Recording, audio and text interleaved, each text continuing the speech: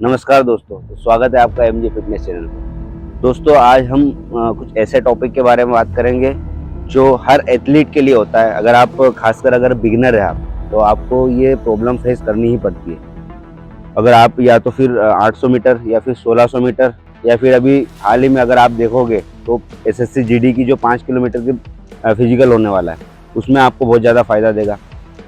क्या होता है कि अगर जैसे आप बिगिनर हैं, आपको ज़्यादा नॉलेज नहीं है रनिंग का, या फिर आप की हेल्थ है या हेल्थ नहीं भी है, तब भी आप जल्दी थक जाते हैं या फिर आपकी सांस जल्दी फूल जाती है, और या फिर आप रनिंग करते समय आपके पैर भर जाते हैं, जल्दी पैर थक जाते हैं।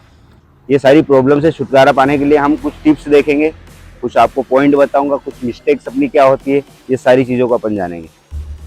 तो दोस्तों अगर आप भी चाहते हैं कि आप भी बहुत कम समय में एक अच्छा परफॉर्म आपका कर पाए, या फिर आप जो 5 किलोमीटर की तैयारी कर रहे हैं उसको 20 मिनट के अंदर कैसे लेके आए, या फिर जल्दी थक जाते इससे छुटकारा कैसे पाए, तो सारी चीज़ों के बारे में आज हम जानेंगे। तो सबसे पहले तो हम ये जान लेते हैं कि आपकी सांस जल्दी कैसे फूल जाती है, या फिर आप रनिंग के दौरान जल्दी कैसे थक जाते हैं। तो कुछ मिस्टेक्स होती है जो आपको नहीं करना है, और कुछ एक्सरसाइज बताऊंगा जिसे आपको फॉलो करना है। तो दोस्तों सबसे पहले तो आपको रनिंग के दौरान ये ध्यान में रखना है, खासकर जब आप 1600 मीटर और 800 मीटर या 5 किलोमीटर की तैयारी कर रहे हैं, तो आपको रिदमिक ब्रीथिंग करनी है। रिदमिक ब्रीथिंग से मतलब है आपका कि आप एक पैटर्न में आपको सांस लेना है, 2:2 के पैटर्न में आपको सांस लेना है। जैसे कि आप 2 कदम में सांस लेना है आपको, और 2 कदम में सांस छोड़ना है। अगर इस तरीके से सांस लोगे आप, तो एक पर्याप्त मात्रा में आपकी ऑक्सीजन अंदर जाएगी, CO2 बाहर आएगा। तो इस तरीके से अगर आप सांस लोगे तो जल्दी थकोगे नहीं आप, और एक पैटर्न में और एक रिदम में आप दौड़ते रहोगे और एक रिदम में सांस लोगे, तो आपके लिए बहुत ज़्यादा अच्छा रहेगा। और सेकेंड चीज़, अगर आप जल्दी थक जा रहे हैं तो आपके वर्कआउट में आप इंटरवल ट्रेनिंग ऐड करें। इंटरवल ट्रेनिंग जिसे अपन आम बोलचाल की भाषा में स्लो फास्ट या फिर अप डाउन भी बोलते हैं। अगर लाइक आपका 400 मीटर का आपका ट्रैक है, तो उसमें आपका जो कर्व है, स्लो फास्ट में अगर देखें तो जो कर्व है उसमें आपको स्लो दौड़ना है, और जो लंबा ट्रैक है आपका 100 मीटर का, 70-80 मीटर का, उसमें आपको फास्ट दौड़ना है। या फिर आप इसको, आपके पास अगर डिजिटल वॉच है तो आप 30 सेकेंड फास्ट दौड़े, एंड उसके बाद में 1 मिनट आप जॉगिंग करें, या फिर आप पैदल भी चल सकते हैं अगर ज़्यादा थक रहे हैं। इस तरीके से अगर आप करोगे तो आपके लंग्स की कैपेसिटी बढ़ेगी, और आपको धीरे धीरे आपकी कैपेसिटी, जो रनिंग की कैपेसिटी है, वो आपकी अच्छी होगी, और आप जल्दी नहीं थकोगे, और एक लंबे समय तक आप रनिंग कर पाओगे। एंड हाँ, अगर आप वर्कआउट कर रहे हैं तो वीक में कम से कम आपको एक रोज लॉन्ग रनिंग करना है, जिसमें आप 40 से 45 मिनट दौड़ना है आपको। और अगर आप हेल्दी है या जल्दी थक रहे, जैसे आप कंटिन्यू 40-45 मिनट नहीं दौड़ पाते हैं, तो आपको जब तक आप दौड़ रहे हैं, 1 राउंड 2 राउंड जितना भी आप दौड़ पा रहे हैं, उसके बाद में आपको रुकना नहीं है, पैदल वापस चलना है, वॉक करना है आपको। 100-200 मीटर वॉक किया आप, जैसे आपको नॉर्मल लग रहा है, अगेन आपको दौड़ना है। सेम आपको कंटिन्यू इसी तरीके से 40 से 45 मिनट करना है, क्योंकि धीरे धीरे आपकी लंग्स की कैपेसिटी बढ़ेगी। ऐसा नहीं कि आप अचानक से किसी भी चीज़ को कर लोगे। तो आपको हार नहीं मानना है, और आपको कंटिन्यू इसी तरीके से करना है। कुछ समय बाद आप खुद से देखने लगोगे कि आप में इम्प्रूव आया है, और आप 2 राउंड की जगह 3 से 4 राउंड में थक रहे हो। ऐसे कर करके आप कंटिन्यू 40 से 45 मिनट फिर दौड़ पाओगे। अब बात करते हैं हम आगे कुछ टिप्स की या फिर कुछ एक्सरसाइज की, जिसमें आपको सबसे पहले तो हर दिन आप डायफ्रामेटिक ब्रीथिंग कर सकते हैं। डायफ्रामेटिक ब्रीथिंग में ऐसा होता है कि आप गहरी सांस लेना है नाक से आपको, एंड मुंह से आपको धीरे धीरे छोड़ना है। और जब सांस लोगे आप, तो पूरी छाती तक नहीं, पूरा पेट तक जाना चाहिए। लाइक आप देख सकते हैं इस तरीके से।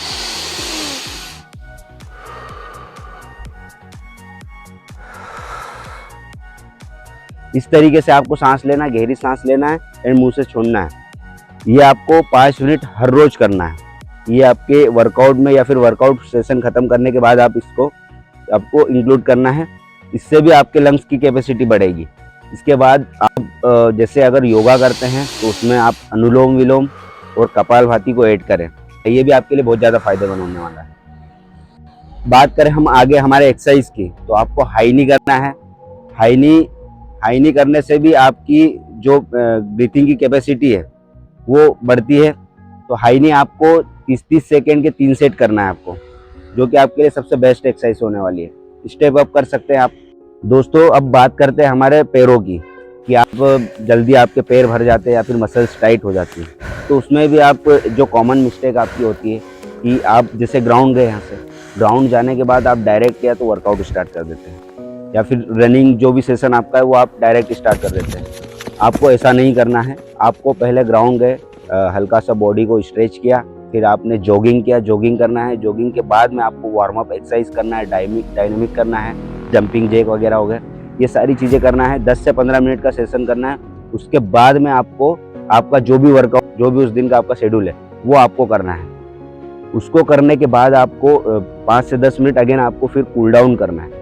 कूल डाउन करने के बाद पूरी बॉडी को स्ट्रेच करना है। स्ट्रेचिंग आपके लिए बहुत ज़रूरी होती है। अगर आप वर्कआउट कर रहे हो ना तो स्ट्रेचिंग बहुत ही ज़्यादा मैटर करती है। अगर आप अच्छे से स्ट्रेचिंग नहीं करोगे तो अगले दिन आपका परफॉर्मेंस अच्छे से नहीं कर पाओगे और आपकी मसल्स टाइट लगेगी। तो ज़रूरी है स्ट्रेचिंग, आपकी मसल्स को पूरी तरीके से रिलैक्स कर देती है। सेकंड क्या होता है, सेकंड गलती, आप ओवरलोड ट्रेनिंग करते हैं या फिर जैसे आप बिगिनर है, अभी अभी आए, आपसे जो अच्छा रनिंग करता है उसको देख लिया आपने और कंटिन्यू उसके पीछे लग गए। आप ओवरलोड ट्रेनिंग कर रहे हैं या फिर पूरे वीक ट्रेनिंग कर रहे हैं, आप एक भी छुट्टी नहीं ले रहे, बिना रेस्ट के वर्कआउट कर रहे हैं कंटिन्यू। तो आपको ऐसा भी नहीं करना है दोस्तों। अगर आपको आपका परफॉर्मेंस अच्छा करना है तो आपको एक कम से कम हफ्ते में एक रोज तो कम से कम आपको रेस्ट लेना ही पड़ेगा। जो ओवरलोड ट्रेनिंग है ना उसको आपको कम करना पड़ेगा, क्योंकि जब तक आपकी बॉडी रेस्ट नहीं रहेगी, बॉडी आपकी रेस्ट और रिकवरी नहीं मिलेगी बॉडी को, तब तक आपका परफॉर्मेंस अच्छा नहीं रहेगा। आप लाख कोशिश कर लो, अगर आप स्टार्ट कर रहे हो ना तो आप 15 से 20 रोज तो आप अच्छे से रनिंग कर लोगे एंड उसके बाद में आपका डाउनफॉल स्टार्ट हो जाएगा। तो आपको ये भी ध्यान में रखना है कि आपको रिकवरी पर भी ध्यान देना पूरी तरीके से। ऐसा नहीं कि कंटिन्यू आप वर्कआउट करते जा रहे हैं, रेस्ट नहीं दे रहे बॉडी को। अगला, आपको पानी और मिनरल्स की कमी नहीं होने देना है आपकी बॉडी में। अगर आप डिहाइड्रेट है या फिर आप में मिनरल्स की कमी है जैसे पोटेशियम, कैल्शियम, मैग्नीशियम, तब भी आपके मसल्स टाइट हो जाती है या फिर मसल्स बहुत भारी लगते, पैर भारी होने लगते हैं। तो आपको जैसे आप रनिंग करने जा रहे हैं उससे पहले भी आपको पानी पीना है और उसके बाद में भी आपको जो डिहाइड्रेट शरीर हो गया था उसको वापस से हाइड्रेट करने के लिए उसके बाद भी आपको सही तरीके से पर्याप्त मात्रा में पानी पीना है। और आपकी जो डाइट आप ले रहे हैं, डाइट भी आपको प्रॉपर तरीके से रखना है। उसमें आप केला, नारियल पानी, सब्जियां, फ्रूट्स एंड दलिया वगैरह ये सारी चीज़ें आपको ऐड करना है। अगर डाइट अच्छी नहीं रही तब भी आपका परफॉर्मेंस डाउन होगा। तो आपको हर चीज़ पे ध्यान देना है। तो दोस्तों ये सारी चीज़ें हैं जो आपको आप अगर एथलीट हैं तो आपको ये सारी बारीक चीज़ों का ध्यान रखना पड़ेगा, तब जाके कहीं ना कहीं आप ये सारी समस्याओं का सोल्व कर पाएंगे। एंड अगला होता है कि आपकी बॉडी में ब्लड सर्कुलेशन सही तरीके से नहीं है, इसलिए भी आपकी मसल्स थक जाती हैं, थकान हो जाती है। अगर आप रनिंग कर रहे हैं, अगर आप एथलीट हैं तो आपके लिए ये ज़रूरी हो जाता है कि आप वीक में कम से कम 2 से 3 रोज़ आप मसाज करें, पैरों की मसाज करें बढ़िया तरीके से। तो उससे क्या होता है कि आपकी एक तो मसल्स रिलैक्स होती है एंड जो ब्लड सर्कुलेशन होता है वो अच्छे से फ्लो करता है, जिससे आपकी थकावट दूर होती है और आपकी बॉडी अच्छी तरीके से रिकवर हो जाती है। तो आपको कम से कम 2 से 3 रोज़ तो आपको मसाज करना ही चाहिए। तो ये थे कुछ टिप्स जिसे आपको फॉलो करना है और अगर आप इसे सही तरीके से फॉलो करते हैं तो आप भी बहुत ही कम समय में एक अच्छे एथलीट एंड आप 800 मीटर, 1600 मीटर और 5 किलोमीटर में बहुत ही अच्छे तगड़े तरीके से मार पाओगे फिनिशिंग। तो ये सारी चीज़ें फॉलो करना है। एंड हाँ, आपको कमेंट में ज़रूर बताना है कि ये इन्फॉर्मेशन आपको कैसे लगी, ताकि मैं और भी हेल्थ और फिटनेस से संबंधित कुछ टिप्स आपके लिए लेते आऊँगा।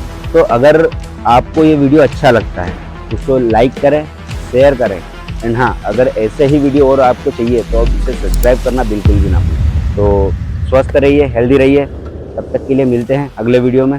जय हिंद।